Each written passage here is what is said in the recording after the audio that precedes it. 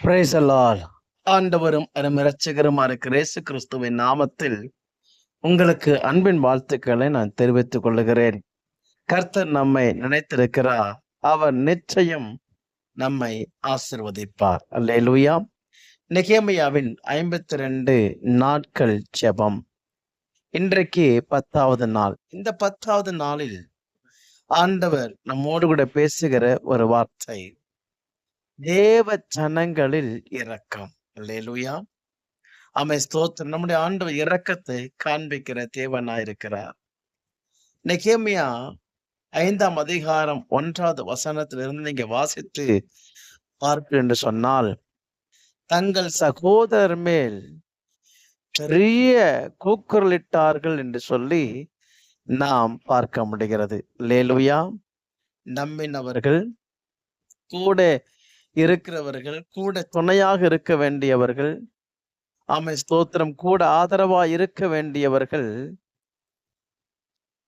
அவர்களுக்கு விரோதமாக மாறினதை நினைத்து இந்த ஜனங்கள் மிகுந்த கூக்குரல் இடுகிறதை நாம் அங்கே பார்க்க முடிகிறது. அல்லேலூயா. எனக்கு அன்பான கர்த்தருடைய பிள்ளைகளே, ஒருவேளை நாம் நேசித்தவர்கள் நம்மை வெறுக்கக்கூடும். நம்முடைய சொந்தம், நம்முடைய குடும்பம், நம்முடைய சகோதரர்கள் ஒருவேளை நம்மை வெறுத்து புறம் தள்ளக்கூடும். அல்லேலூயா. யோசேப்பை நாம் பார்ப்போம் என்று சொன்னால், ஆமென் ஸ்தோத்திரம், அவனுடைய சகோதரர்கள், அவனுடைய குடும்பம் அவனை வெறுத்து தள்ளினது. அல்லேலூயா. ஆனாலும் வாக்குத்தத்தம், ஆமென் ஸ்தோத்திரம், யோசேப்பின் மீது இருந்தபடியினால் வாக்குத்தத்தம் பண்ணப்பட்ட தேசத்துக்கு, வாக்குத்தத்தம் பண்ணப்பட்ட இடத்துக்கு, தரிசனம் வைக்கப்பட்ட இடத்திற்கு அதை கொண்டு போய் சேர்த்தினது. அல்லேலூயா. அவனு யோசேப்புக்கு தேவன் ஆதரவா இருந்தார், கூட இருந்தார், அவனுக்கு இரக்கத்தை காண்பித்தார். அல்லேலூயா.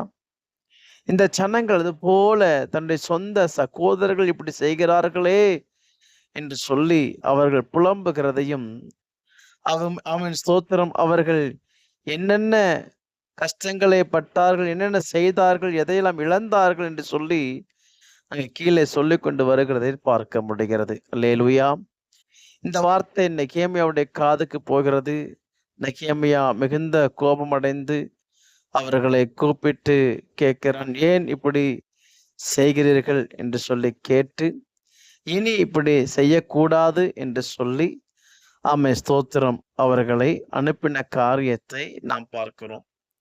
அவர்களும் இனி இப்படிப்பட்ட, ஆமென் ஸ்தோத்திரம், அடிமைத்தனத்தை அவர்களிடத்திலிருந்து வாங்கினதை, ஆமென் ஸ்தோத்திரம், நான் இதெல்லாம் இனி செய்ய போவதில்லை, இனி செய்ய மாட்டேன், நான் அவர்களுக்கு எல்லாத்தையும் நான் என்ன செய்றேன், நான் திருப்பி கொடுத்து விடுகிறேன் என்று சொல்லி அவர் சொல்லுகிறதை பார்க்க முடிகிறது. அல்லேலூயா. ஆம், அந்த ஜனங்களுக்காக, அந்த ஜனத்தினுடைய நிலைமைகளை கண்டு பரிதாபப்படுகிற, ஆமென் ஸ்தோத்திரம், தன்னுடைய ஜனத்துக்காக பரிந்து பேசுகிற, துணிந்து நிற்கிற ஒரு தலைவன், ஒரு தலைமைத்துவத்தை நெகேமியாவிடத்துல பார்க்க முடிகிறது. அல்லேலூயா. ஆமென் ஸ்தோத்திரம். அங்கே எல்லாருக்கும் ஒரு போல நேசிக்கிறவனாக நாம் அங்க பார்க்க முடியும். அல்லேலூயா.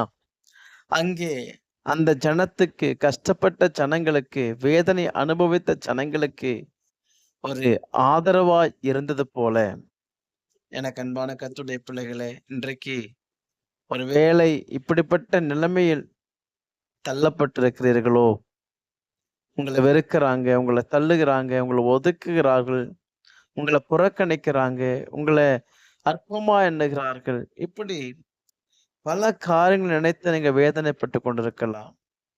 கர்த்தர் உங்க வேதனைகளை பார்த்து, உங்க கண்ணீரை பார்த்து, நீங்க படுகிற துயரத்தை பார்த்து அவர் சும்மா இருக்க மாட்டார். நிச்சயமாகவே உங்களை அவர்களுடைய கண்களுக்கு முன்பதாக உயர்த்த வல்லவரா இருக்கிறார். அவங்களுக்கு ஆதரவா நெகேமியா வெளிப்பட்டது போல, இன்றைக்கு உங்களுக்கு ஆதரவாக, நமக்கு ஆதரவாக தேவன் வெளிப்படுவார். தேவ தூதர்களை நமக்கு அனுப்பி தருவார். அதனால நீங்க சோர்ந்து போகாதீங்க, கலங்கி போகாதீங்க. உங்க நீதி ஒரு நாள் வெளிச்சமாகும். உங்களுக்கு உண்டான நீதி ஒரு நாள் வெளிப்படும். அவங்களுக்கு இரக்கத்தை காண்பித்த ஆண்டவர் நிச்சயமாகவே உங்களுக்கும் இரக்கத்தை காண்பிப்பார். அந்த வார்த்தையை வைத்து அதை நினைத்து ஆண்டவருக்கு நன்றி சொல்லி நம்ம ஸ்தோத்திரம் பண்ணி நம்ம என்ன செய்வோம்? நம்ம ஜெபிக்கலாம். அன்பு தகப்பனே, இந்த நல்ல வேலைக்காக உம்மை ஸ்தோத்தரிக்கிறோம். அப்பா, உம்முடைய பிள்ளைகள் ஒருவேளை இப்படிப்பட்ட அனுபவத்துல அன்றைய ஸ்தோத்திரம் போராட்டத்தோடு, வேதனையோடு, நிந்தனைகளோடு, அவமானத்தோடு, என்னை நேசிக்க யாரும் இல்லையே, விசாரிக்க யாரும் இல்லையே என்று சொல்லி ஒரு ஆதரவில்லாமல் இருக்கிற தம்முடைய பிள்ளைகளுக்காக நாங்கள் ஜெபிக்கிறோம். உம்முடைய ஆதரவுள்ள கரத்தை நீட்டுவீராக. அவர்களுக்கு நீர் ஆதரவாயிருந்து பரிந்து பேசுவீராக, வழக்காடுவீராக, யுத்தம் பண்ணுவீராக.